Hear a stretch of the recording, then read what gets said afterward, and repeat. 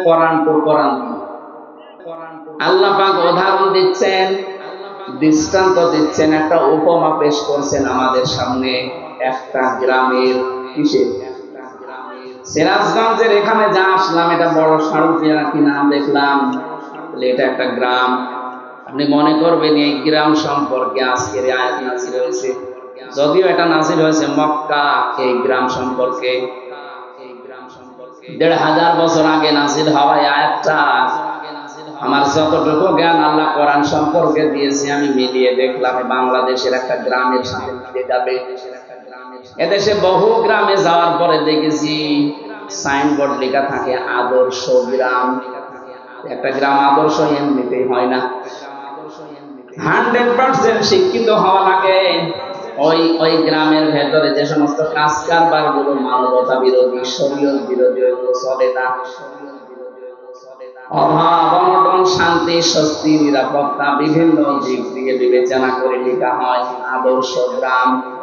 পরশুদিন যেখানে ছিলাম লেখা ছিল আদর্শ আঞ্জলিয়া, তার মানে গ্রামটা 100% শিক্ষিত মানুষ। কোরআনে আল্লাহ যে আয়াতটা দিয়ে গ্রাম সম্পর্কে উপমা দিচ্ছেন, এই গ্রামটার নাম হচ্ছে বাক্কা। নাম কি? বাক্কা। এটা মক্কার প্রাচীন নাম। আল্লাহ পাক বলেন, ইন্না আব্বালা বাইতি উবদিআ লিন-নাসি লাল্লাযী বিবাক্কাতা মুবারাকাও ওয়া হুদান লিল আলামিন। অবশ্যই এই পৃথিবীতে সর্বপ্রথম একটা ঘর প্রতিষ্ঠিত হয়েছে। প্রথম বানিয়েছে আল্লাহ ফেরেশতাদের দিয়ে, দ্বিতীয় বানিয়েছে হযরতে আদমকে দিয়ে, এরপরে বানিয়েছে হযরতে নূহকে দিয়ে, এরপরে বানিয়েছেন ইব্রাহিম আলাইহিস সালাম, ইসমাঈলকে দিয়ে। এখন মাঝে মাঝে শত সংস্কার হয়, কিন্তু সর্বপ্রথম আল্লাহ পৃথিবীতে ঘর বলতে যা বোঝায় ওটা বানিয়েছে কাবা শরীফকে। দুইটা জিনিসের ভেতরে এখন পর্যন্ত রাখা আছে।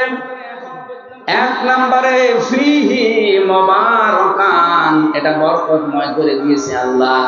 কিয়ামত পর্যন্ত এটা বরকত দিয়ে ভরপুর থাকবে। মুবারাকান ও হুদান, এর ভেতরে আল্লাহ পথ নির্দেশিকা রেখেছেন লিল আলামিন, বিশ্ববাসীর জন্য। এবার আসেন তো আয়াত থেকে আল্লাহ আমাদের জানাতে চান কি? তাফসিরে মুফাসসিরিন ইকরাম লিখেছেন, আমি বহু তাফসিরে আয়াতের সাথে মিলিয়েছি। সব মুফাসসির লিখেছেন আমান দাখালাহু কানা আমিনা, এই কাবায় যদি কেউ প্রবেশ করে আল্লাহ তাকে নিরাপত্তা দিয়ে দেয়। খুব ভালো করে বুঝবেন, এখান থেকে শিক্ষা বের হবে। এই বাতাস কি করে দেয়? জোরে দাও। হ্যাঁ, একটু জোরে দাও, 10 মিনিট তারপর বন্ধ করো।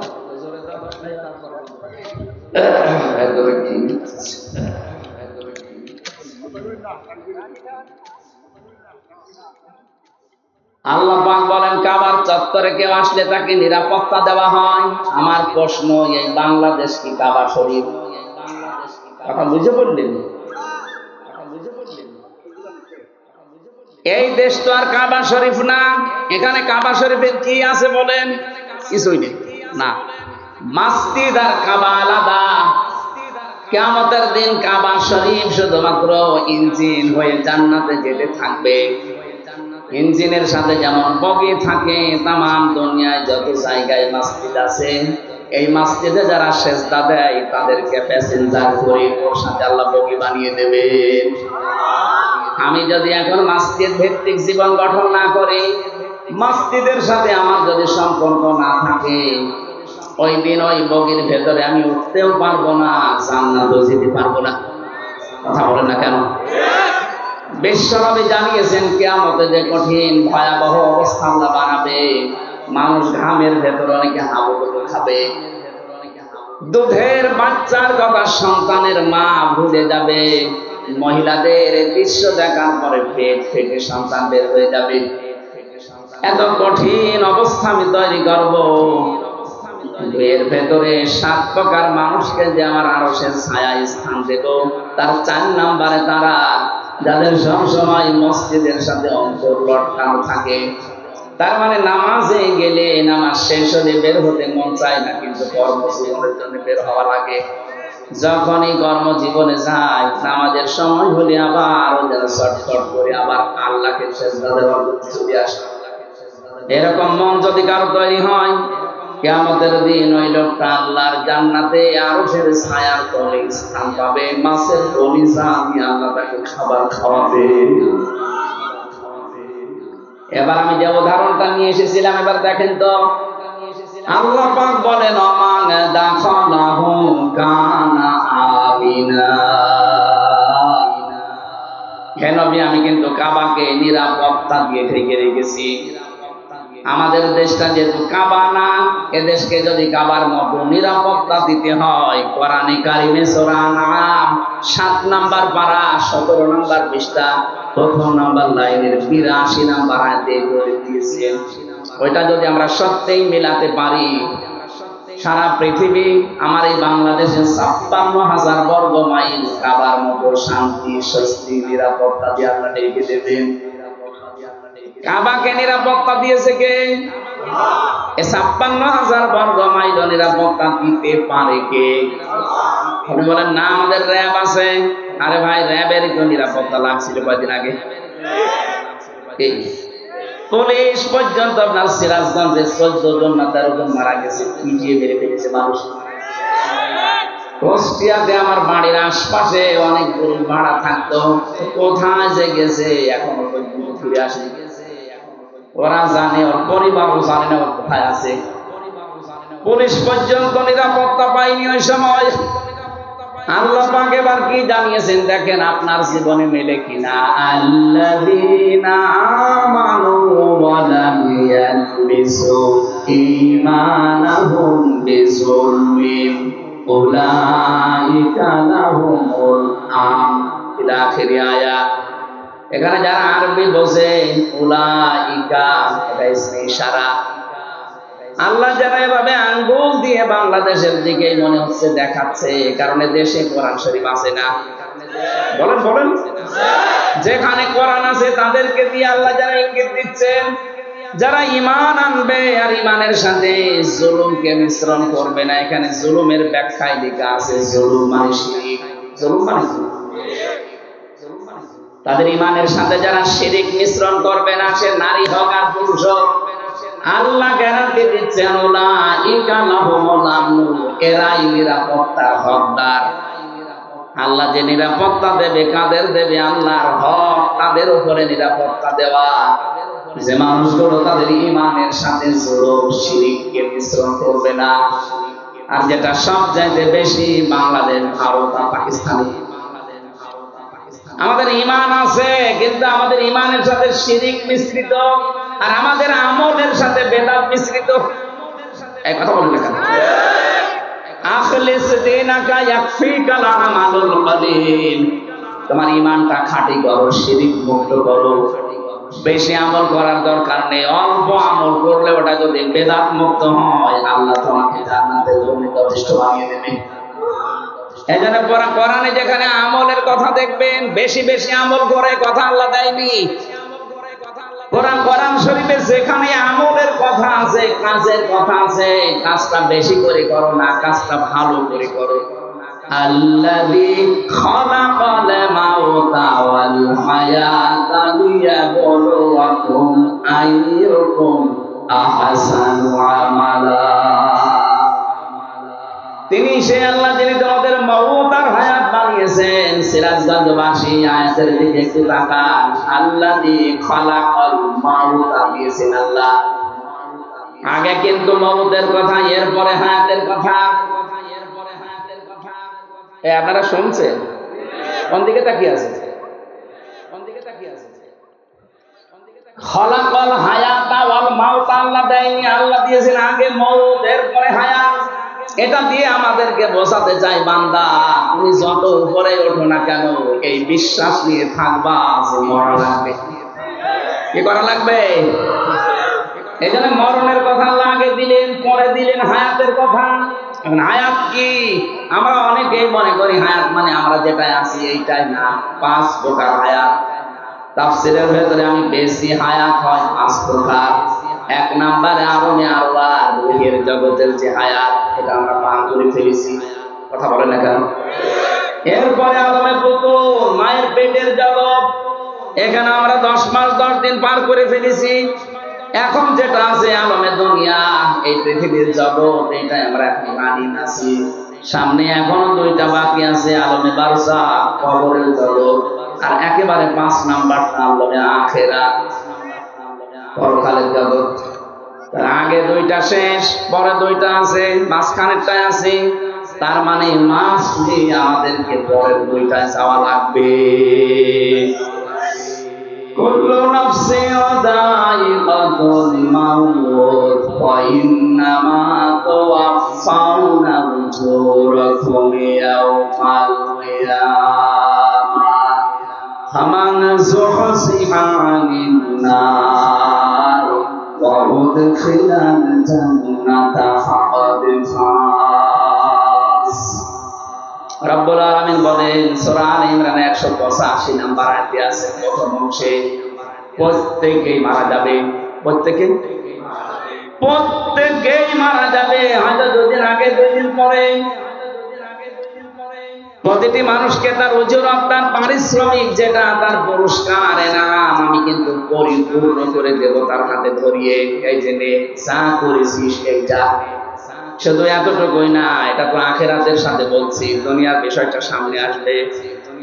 3 নাম্বারে আমি আল্লাহ যাকে আমার জাহান্নামের আগুন থেকে মাফ করে জান্নাতে দিয়ে দেব, এই লোকটার জীবন সফল। এটা একটা ব্যাখ্যা। 2 নাম্বার ব্যাখ্যা কি?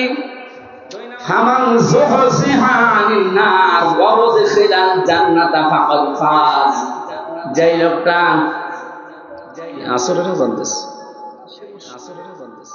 একজন শুধু জবাব দিয়ে দিন, আজান হয়ে যাবে। আল্লাহ রাব্বুল আলামিন জানিয়েছেন, যে লোকটাকে আমি তাওফীক দান করে দেব, আস্তে আস্তে জাহান্নামের কাজগুলো ছাড় দিতে থাকে, ছেড়ে দেয়, আর জান্নাতের কাজগুলোর দিকে এগিয়ে যেতে থাকে, এই লোকটার জীবন সফল। আপনি বলেন তো, আপনি কি জাহান্নামের কাজগুলো আস্তে আস্তে ছেড়ে দিতে পারছেন? জান্নাতের কাজের দিকে যে একটা একটা করে আপনি এগিয়ে যেতে পারছেন? যদি পারেন, বুঝবেন আপনার জীবন সফল। ও ভাই, আমার হায়াতুদ দুনিয়া ইল্লা মাতাউল গুরুর। দুনিয়ার এই জীবনটা কিন্তু খেলাধুলা। কে বলছে? এটা একটা ধোঁকা। আপনার সন্তান আদি এটা ধোঁকা, আপনার ছেলে মেয়ে, স্ত্রী, বাবা মা ধোঁকা। এটা যতদিন আপনি উপলব্ধি করে মেনে নিতে না পারবেন, এই ধোঁকা থেকে বের হতে পারবেন না। আল্লাহর কসম, আল্লাহ বলেন এগুলো সব ধোঁকা। আয়াতে আমি একটা প্রমাণ পেয়েছি ধোঁকা কেন, একটা উদাহরণ দিয়েছেন। এখান থেকে যারা আমরা বসে আছি, 200 বছর পরে যদি এরকম না, এই ভাই যদি 200 বছর পরে ফিরে আসে এই পৃথিবীতে, উনি মনে করেন আর 50 বছর পরে মারা গেল, 200 বছর পরে ফিরে আসলো,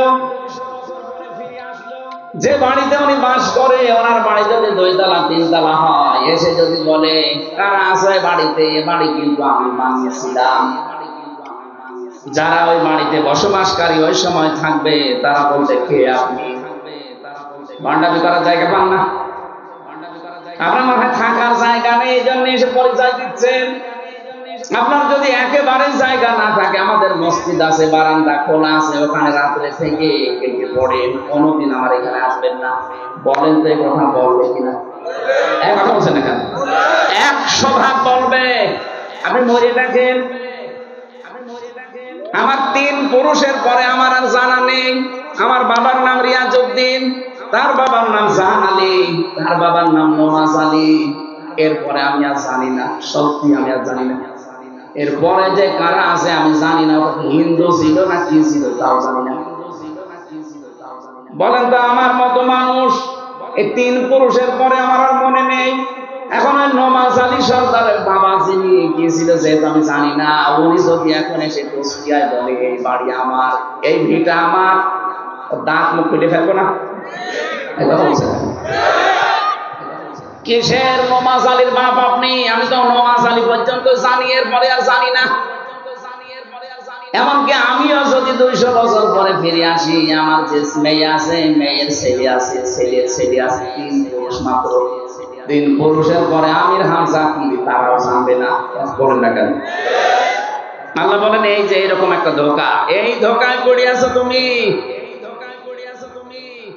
আমার মনে হয় জীবনের শেষ প্রান্তে যারা পৌঁছে গেছে তাদের তো এটা উপলব্ধি হওয়ার কথা আরো বেশি। দুনিয়ার সব কিছু তো এতদিন পর্যন্ত 60-70-80 বছর লেগেছে, কি মনে হচ্ছে ওনার যে একটা জীবন ছিল আমার কাছে ওটা এখন স্বপ্নের মতো মনে হয়। এখন যেটা আছে এটা শুধু আকাঙ্ক্ষা, এটা পাবো ওইটা পাবো ওইটা পাবো, খালি এই ধান্দায় আছে। আর সামনে যেটা আছে এটা একটা স্বপ্ন। এটা কি ওনার এখন যদি 80 বছর বয়স হয়, আগের এই পুরো 80 বছরটা ওনার কাছে আসলে কিন্তু দুনিয়ার জীবনে এইটা প্রত্যেকের জন্য। এটা যতদিন আপনি না বুঝবেন ততদিন আপনার জীবনকে আপনি পরিচ্ছন্ন করতে পারবেন না। এই জন্য আমার আল্লাহ কাজের কথা দিলেই দেখবেন সেখানে ভালো কাজ করো বা ভালো করে করো এরকম কথা দিয়েছেন। বেশি বেশি কাজ করে কথা নেই। আমাদের ঈমান যা আছে, ঈমানের ভেতরে আমরা শিরক প্রবেশ করিয়ে নষ্ট করে ফেলেছি। আর আমল যা আছে টোটা ফাটা, আমলের ভেতরে বেদাত প্রবেশ করিয়ে আমলটাকে শেষ করে দিয়েছি।